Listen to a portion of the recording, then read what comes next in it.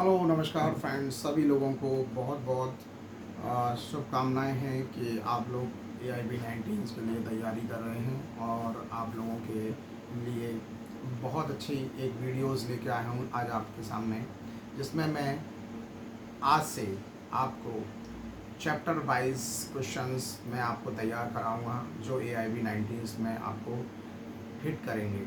साथ ही साथ जो बच्चे तैयारी करना चाहते हैं PCSJ IPO वगैरह की, वो मेरे इस चैनल के साथ जुड़ सकते हैं और उनको मैं तैयारी कराने में पूरी मदद करूँगा।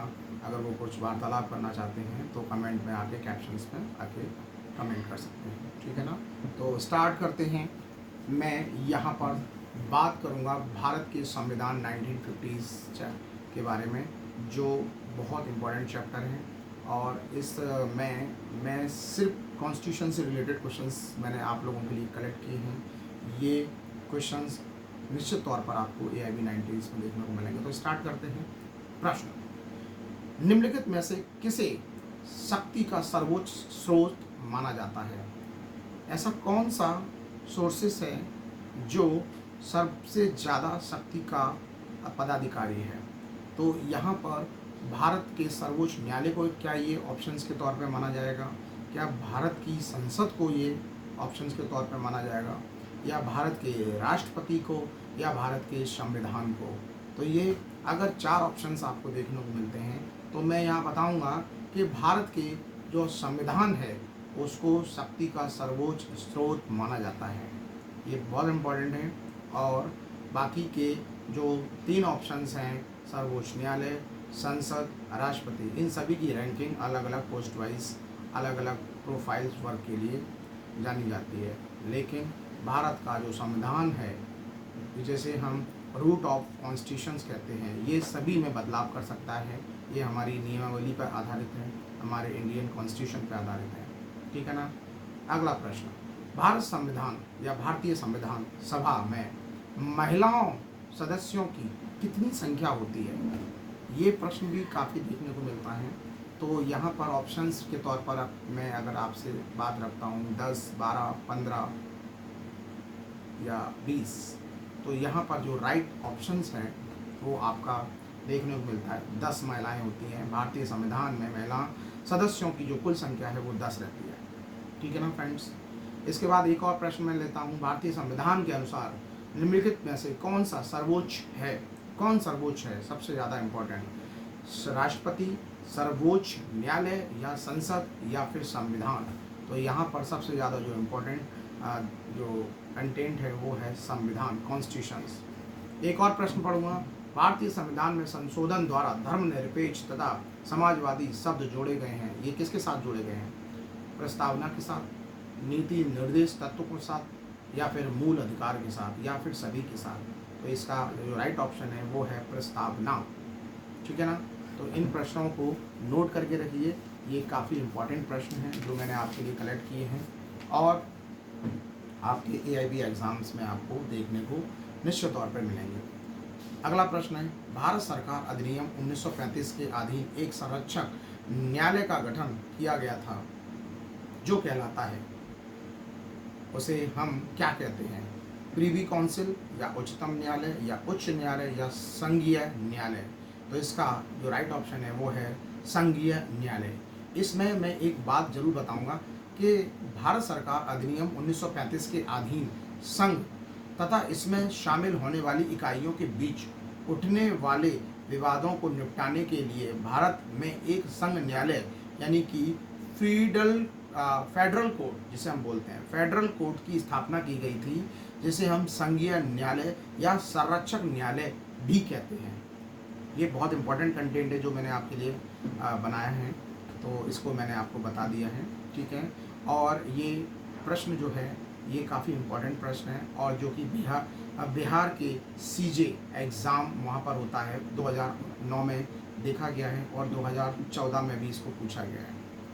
अगला प्रश्न मैं पढ़ता हूँ, भारत सरकार अधिनियम 1935 के अंतर्गत कितने गवर्नर्स के प्रांत व मुख्य कमिश्नर के प्रांत मिलकर ब्रिटिश भारत का निर्माण करते हैं? ब्रिटिश भारत का निर्माण करते हैं। तो ऑप्शंस के तौर पर 14 से 7, 11 से 7, या 15 से 9 या नन ऑफ दीज या फिर ऑल ऑफ दीज।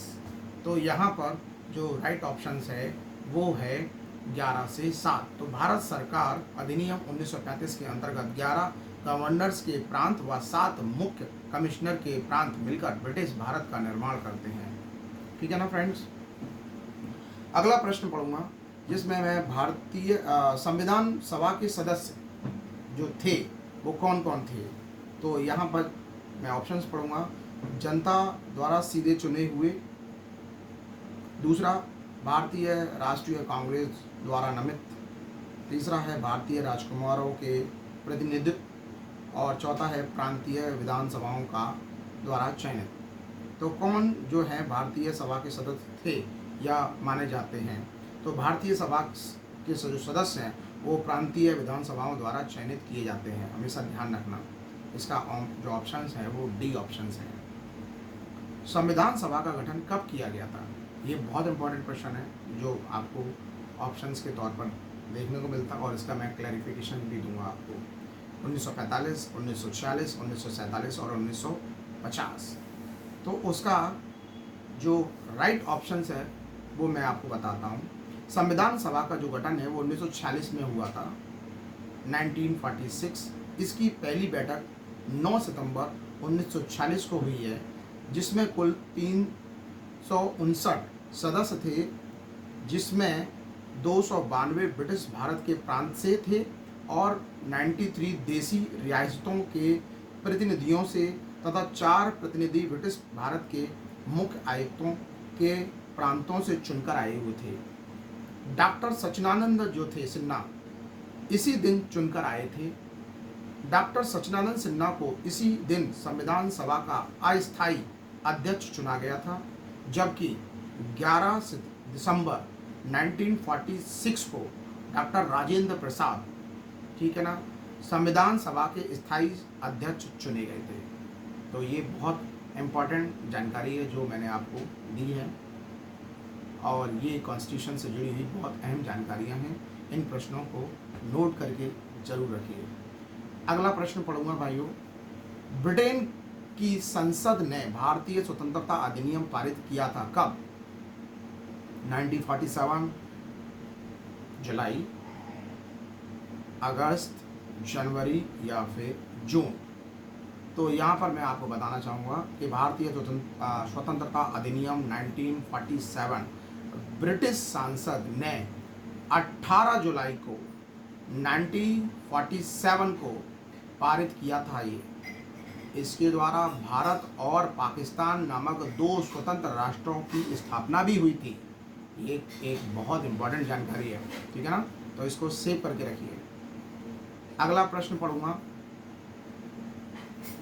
भारतीय संविधान सभा के पहले अध्यक्ष कौन थे। ये बहुत इजी क्वेश्चन है और कई बार देखा भी गया है।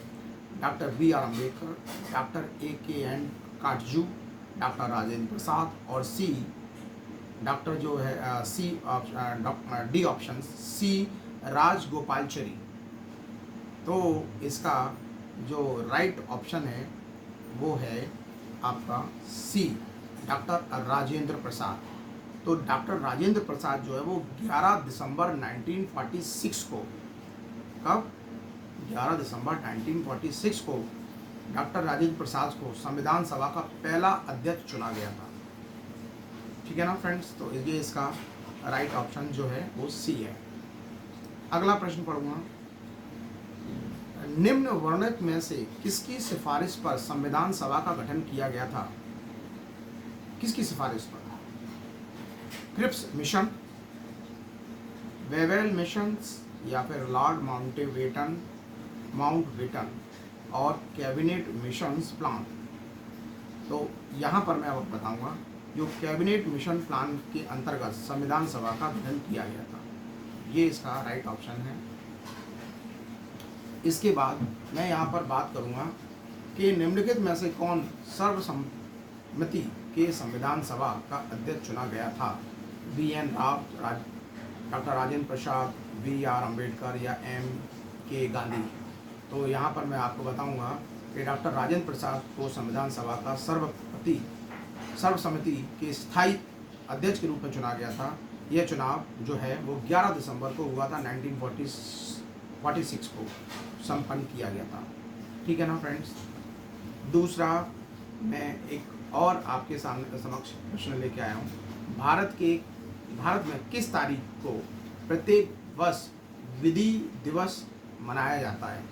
विधि दिवस, ठीक है ना। तो 5 अप्रैल, 26 नवंबर, 1 मई या 5 जून। तो इसके बारे में मैं छोटी सी जानकारी दूंगा। भारत में 26 नवंबर को विधि दिवस में मनाया जाता है। संविधान सभा के सदस्यों के प्रति सम्मान निर्देश करने के लिए 1979 से प्रतिवर्ष यह दिवस मनाया जाता है। दातृत्व है कि 26 नवंबर 1946 को भारत का संविधान अधिनियम और अंगीकृत किया गया था। ये बहुत इंपॉर्टेंट जानकारी है, ठीक है ना। साथ ही साथ संविधान बनाने वाली जो कमेटी है, जिसे हम ड्राफ्ट भी बोलते हैं, इसके अध्यक्ष कौन थे? तो इसके अध्यक्ष जो थे डॉक्टर राजेंद्र प्रसाद, फ्रैंक अथनी, B.R. अम्बेडकर या मोतीलाल नेहरू। तो इसके जो अध्यक्ष थे वो थे डॉक्टर B.R. अम्बेडकर। तो जो कमेटी है उसको हम प्रारूप भी कहते हैं, ड्राफ्ट कमेटी या फिर प्रारूप समिति, ठीक है। इसके जो अध्यक्ष थे वो B.R. अम्बेडकर हैं। तो ये काफ़ी इम्पोर्टेंट प्रश्न है। मैं आगे भी आपको इसी तरीके से और प्रश्न कॉन्स्टिट्यूशन से रिलेटेड आपको देता रहूँगा। तब तक के लिए थैंक यू।